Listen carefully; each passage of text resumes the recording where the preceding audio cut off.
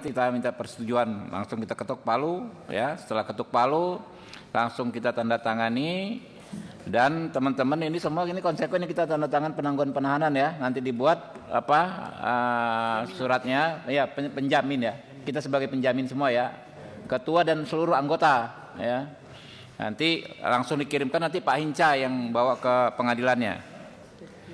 Saya bacakan kesimpulan rapat Komisi 3 DPR RI terkait kasus Saudara Amsal Christy Sitepu di Pengadilan Negeri Medan masa persidangan 4 tahun sidang 2025-2026 Senin 30 Maret 2026. Terkait kasus Saudara Amsal Christy Sitepu di Pengadilan Negeri Medan yang telah menarik perhatian masyarakat serta berdasarkan berbagai informasi dan data perkembangan penanganan terhadap kasus ini, maka Komisi 3 DPR RI menyampaikan beberapa hal sebagai kesimpulan, yakni 1. Komisi 3 DPR RI mengingatkan agar dalam kasus Saudara Amsal Christy Sitepu, para penegak hukum mengedepankan penegakan keadilan substantif daripada sekedar kepastian hukum formalistik sebagaimana diatur di pasal 53 ayat 2 KUHP baru. Secara substantif, kerja kreatif videografer tidaklah memiliki harga baku tertentu, sehingga tidak bisa dikatakan terjadi penggelumbungan atau markup dari harga baku, termasuk melahirkan ide atau konsep kreatif awal, kerja pengeditan atau editing, pemotongan video atau cutting, pengisian suara atau dubbing, merupakan kerja kreatif yang tidak bisa secara sepihak dihargai Rp0. 2. Komisi 3 DPR RI sangat mendukung pemberantasan korupsi dan mengingatkan bahwa prioritas pemberantasan korupsi bukanlah sekedar pemenuhan target memenjarakan orang secara semena-mena, melainkan memaksimalkan pengembalian kerugian keuangan negara.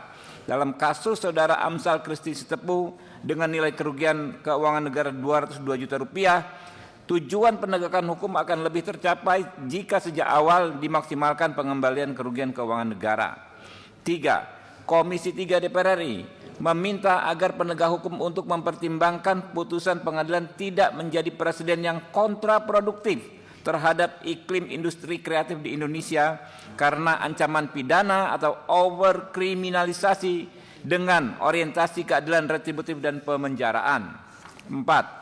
Komisi 3 DPR RI menyerukan agar majelis hakim dalam perkara Saudara Amsal Christy Sitepu untuk mempertimbangkan putusan bebas atau setidak-tidaknya ringan berdasarkan fakta persidangan serta menggali, memahami dan mengikuti nilai-nilai hukum dan rasa keadilan yang hidup dalam masyarakat termasuk dari pekerja industri kreatif sebagaimana diatur pasal 5 ayat 2 Undang-Undang Nomor 48 Tahun 2009 tentang kekuasaan kehakiman.